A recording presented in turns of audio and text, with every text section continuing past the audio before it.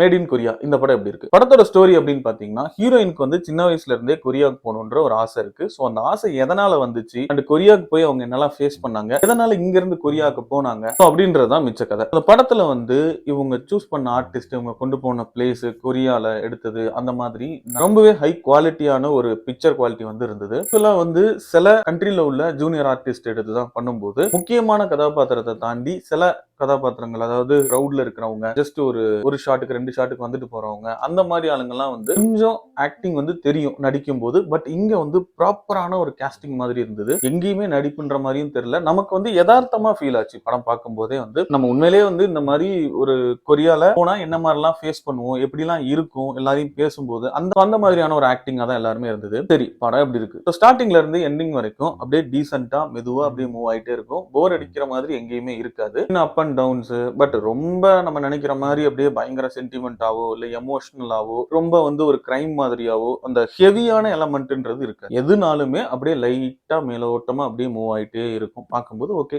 Okay அப்படின்ற மாதிரி தான் ஒரு ஃபீல் இருக்கும். கிளைமேக்ஸ்ல ஒரு ட்விஸ்ட், அந்த இதுவுமே வந்து கொஞ்சம் ஓகே அப்படின்ற மாதிரி தான் இருக்கும். ஓவராலா வந்து ஒரு நல்ல ஒரு ஃபீல் குட் மூவி. இந்த படம் வந்து டைரக்டா நெட்ஃபிளிக்ஸ்ல ரிலீஸ் பண்ணிருக்காங்க. வேணும்ன்றவங்க நெட்ஃபிளிக்ஸ்ல செக் பண்ணி பாருங்க.